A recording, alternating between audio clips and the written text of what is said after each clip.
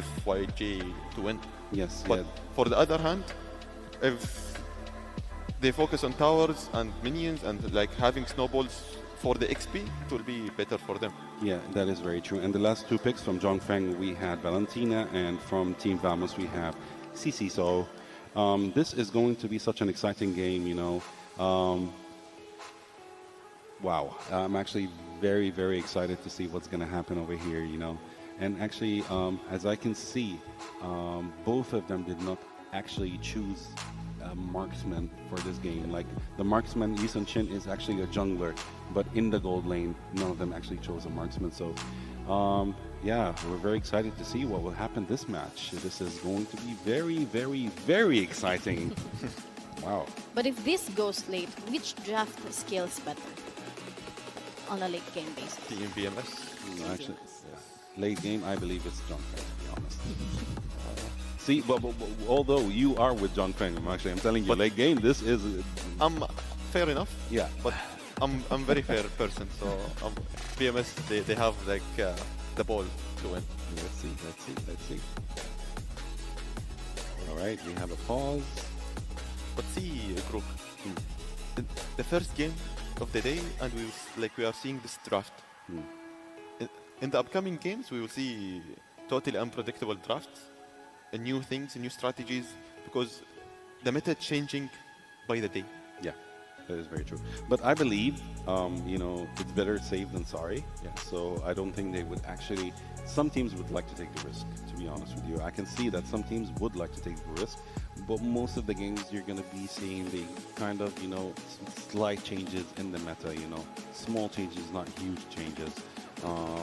They would actually play with the same heroes because these are the meta heroes right now, you know. But the thing is, it's not only about the meta, it's about how to counter the meta, you know. And most of the players, you know, casual players, I would say, they have a hard time countering the meta. You know, they would just go for the meta. But these teams right now, those pros, you know, in the stage right now, they know the meta, they know how to counter it, they know each and every detail, you know. So, yeah, it is more fun to watch actually these teams, you know, learn from them, you know, learn from what they're doing and so on. So, yeah, this is mostly why I'm here, actually, you know, analyzing and actually watching and learning what they're doing. But you are talking about risk. You know, you need to be a little wisdom. High risk, high rewards. Yeah, so definitely. Keep it. Definitely. I'm a risk taker, to be honest with you. You know, I love going off meta all the time. So yeah, we're waiting for the teams to begin. So in this opening minutes, what should we be watching out for? In the opening minutes. In the opening minutes, we're gonna see, like, you know, they're trying to test the waters. Both teams will try to test the waters, you know, see how things go. Who is actually, are they trying to finish it early game or not, you know, so they can actually choose to strategize whether to try to push it to late game or not. So yeah, this is what, in the first minutes, what we're gonna see, you know, or actually some of the teams, one of the teams would actually try to dominate immediately and show the other team that we're not here to mess around, we're here to win. So yeah. For the first 3 minutes, it will be testing the waters for both teams. Yeah. And we will see others. But in this first minutes, which lane matchup matters the most? Mid lane, definitely. For the mid lane and room. Mid lane. Yeah, jungle. Mid lane and jungle right now are the most important, actually, lanes right now to focus on.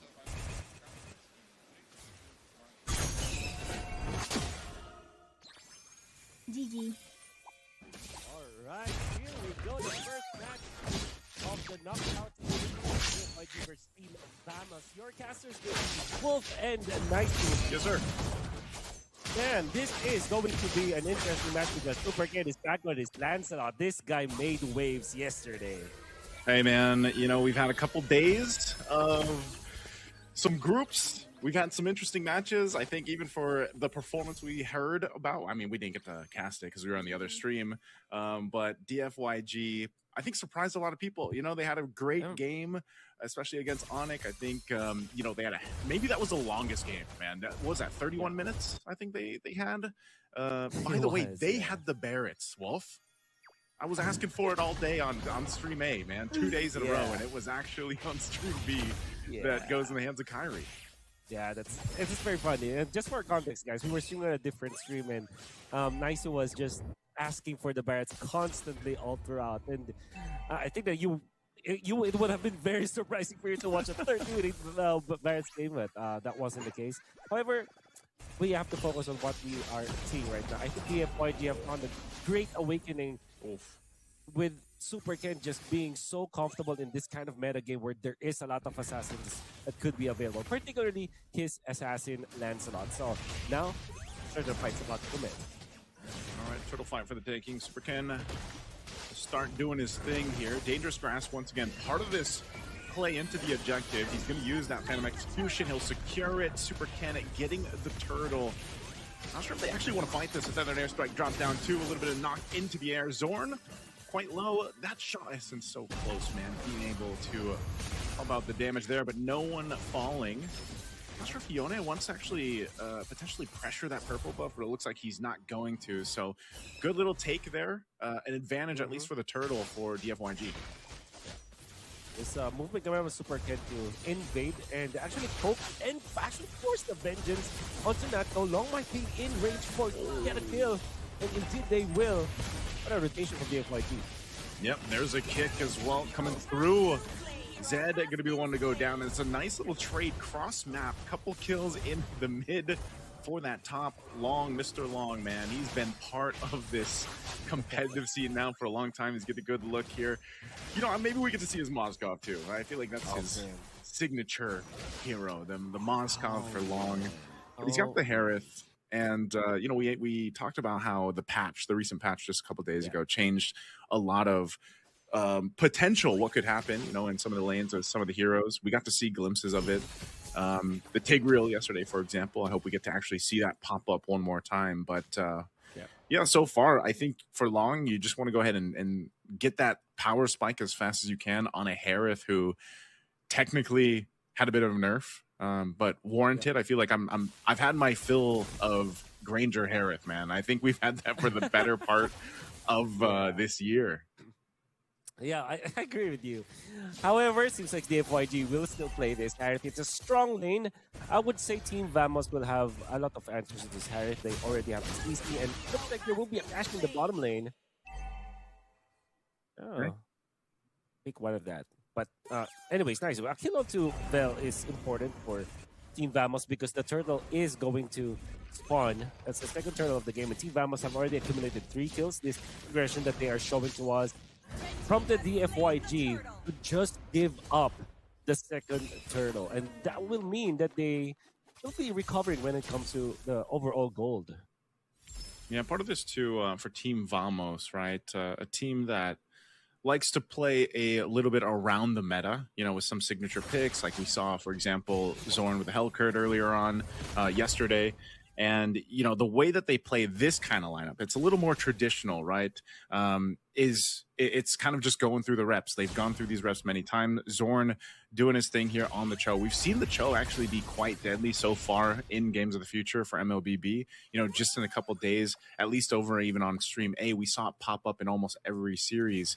And the specialist Cho players out there like Zorn are able to do such a good job at setting things up for the team. And that's why Team Vamos, you know, they've slowly built into the lead that they have right now. It's nothing massive, right? So it's literally 100 gold, but the way they're moving around the map is that advantage, which is around Zorn.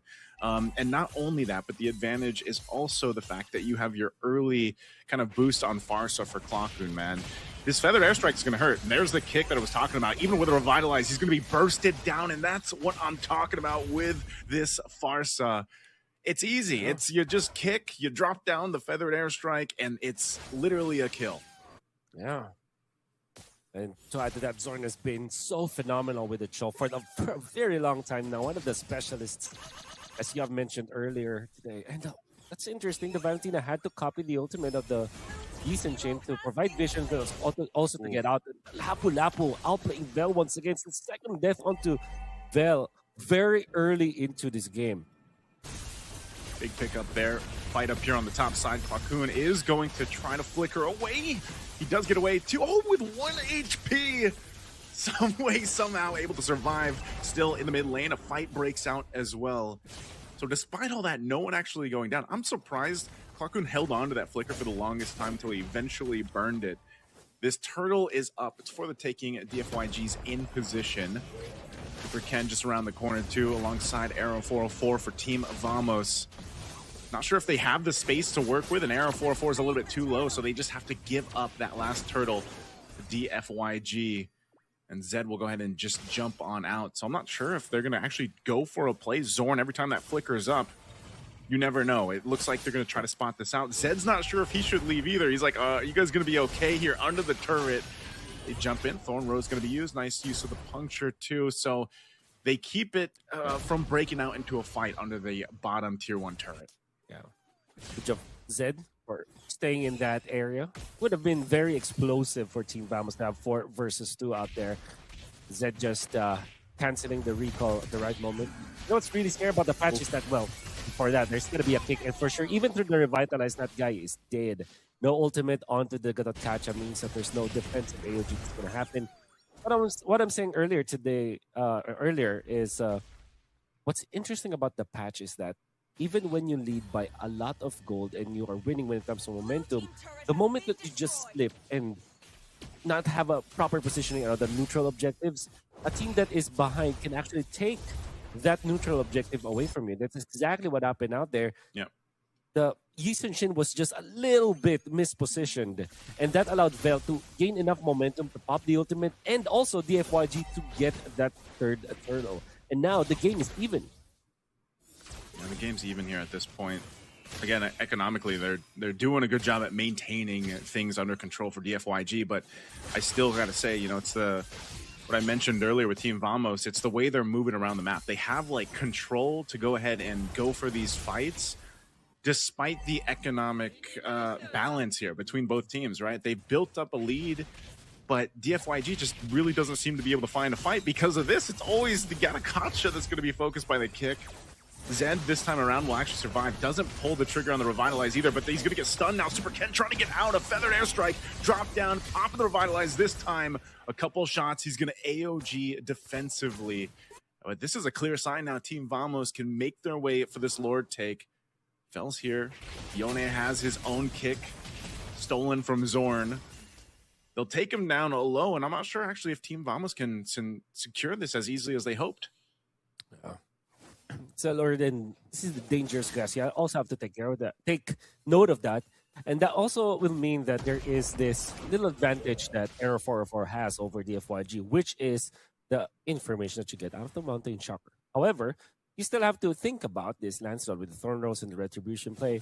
And Super Ken was just so on fire with this Lancelot. This was a first big Lancelot for DFYG. You cannot blame them. Super Ken has been phenomenal the past few days with this Lancelot. So, gotta be mindful of that if you're Team Vamos. See how they handle this. Cisco gonna jump in again, using that Bravest Fighter, but they just call it off. Disengage from that Lord take mid lane.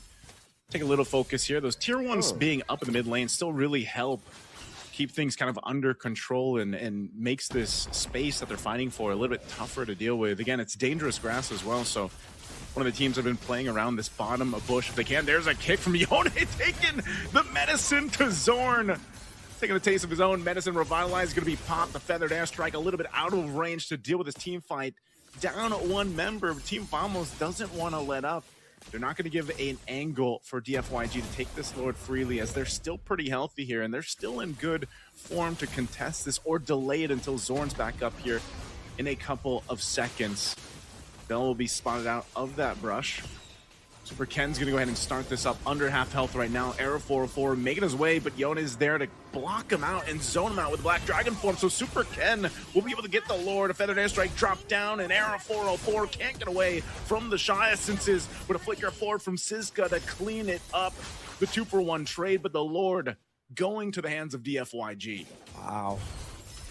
That was actually a good start for DFYG, the way that they set up the trap for Zord, because they know that eventually Zord will look for an opening. But DFYG were ready. It kind of felt like it was already a winning team fight for DFYG. They did win on the Lord, but they've lost 2 of their members afterwards. The biggest trade, however, is the kill onto Arrow 404. So it would have been disastrous for DFYG to lose 2 of their heroes after the first Lord. However, they took out an important piece of the puzzle for Team Vamos, which was Arrow 404. Now they can collect more real estate around the map. Fortunately for Team Vamos, they have stellar defense because of this Farsa. And they will be able to defend. The best that DFYG could hope for might be to take out maybe all of the turrets in the bottom lane and maybe a mid lane turret. See if they can, man. It's kind of insane that off that Lord, they really don't get too much. You know, even Team Vamos still holding on to that tier 1 in the mid lane. So not a huge value on that Lord take, basically. You know, but they do kind of shift things a little bit in their favor if you consider, you know, taking care of that gold lead that they had. Super Ken's trying to get away here. He's feathered airstrike. He's going to bomb and weave through out of it. He's going to be fine, though. Again, the mobility with that Lancelot. Meanwhile, up top, Arrow 404. Bobbing and weaving himself. The jungler is making a move and a groove. There's a kick, though, on Vel. Vel trying to heal back up. Will be able to take a shot. Zorn, though, can't clean it up unless Siska can. Siska jumping in with the bravest fighter. He comes on through to slay down Vel. Good pickup there in a response up on the top side. Yeah. Constellation Price, a tier 2 turret up top, which gives them a lot of value, obviously, but at the expense of the 4th death and a Petrify onto this Yu Zhong. Fortunately for them, they will have the Petrify as well as the ultimate onto Yu Zhong come the next Lord fight, but DFYG cannot afford those kind of mistakes. In fact, Team Vamos will be quick to punish as they have already set up shop up top. They have taken out the first turret, and then they're poised to take the second one. Zorn, even without any threat, have already planted himself out there to counter any kind of retaliation coming up from DFYG. Great movements from Team Vamos, and because of that, they have regained the control of this game. Yeah, I'm not sure if Natko wants to force a fight here. Another feathered airstrike dropped down, but not going to be able to kill Zed now. A little bit more tanky this portion of the game here for Zed. He's dealt with such a rough early game. You know, the constant kicks from Zorn being kicked into a feathered airstrike. But now that he's got some of those defensive items, he's able to go ahead and hold on a little bit longer. And that's going to be so crucial with the Gata Contra. You know, you need to be able to go ahead and use that Avatar of the Guardian. If not that, then at least provide that vision and even just catch someone with the Unbreakable. And again, for our viewers out there that, you know, might not be aware, that patch that dropped a couple days ago, the Gata Contra now has to charge his Unbreakable a little bit longer to get the max taunt and the max range on it. Gone are the days of just tapping, you know, the skill 2, that Unbreakable, to be able to have that max range and taunt effect. It'll be a longer team fight in the Lord. The slow push being set up top. I feel like Team Vamos are going to have a better long lane control here. But the dangerous grass, Vel is already positioned in that spot. A kick again, taking out Siska. That's a huge pick off from Yone. Now fighting for the Lord. It's at a quarter of the health. They're still going to deal with Vel, though, in the dragon form, but Super Ken will secure the Lord. And now Zorn trying to get away. He's got the shot since it's stacked up on him as Vel takes another 2 down for Team Vamos, and DFYG will massively swing this game in their favor now as they get the Lord and they get ready to knock down some more turrets here. That tier 2 bottom side will fall. And we'll see if Team Vamos can get this base defense under control with this Lord pushing in up top. Great timing and great execution coming out from DFYG. It's not easy to outplay or to surprise a Yi Sin because of the Mountain Shocker, but the timing coming out from DFYG and the fact that they have taken advantage of the dangerous Super Ken with a solo kill. Oh my goodness. Man, Super Ken will take it. Be banned, man. Ban the Lancelot. Ban Super Ken. What a play. That's how confident he is right now with Arrow 404 being down. Look at him. He's going to jump into the base. Thorn Row is going to be used. Puncturing on through. Working with this Lord here. They potentially could end it. Going for it. Zorn trying to delay the inevitable here. Dominant Force going to be dropped down, and Long will unleash here on Siska. A feathered airstrike to try to clear out this Lord to pump out enough damage. But even Natko can't get away from Yone. And now the base is going to be worked on. It's hold at half health. But with 2 members left alive from Team Vamos, it won't be enough for game 1 as DFYG is victorious. To toggle for the DFYG were able to win and outlast Team Vamos because of good execution, good usage of the map as well. The dangerous grass worked in their favor because of Vel's positioning. Never mind how many deaths he got early in the early stages of the game. As long as you nail that ultimate and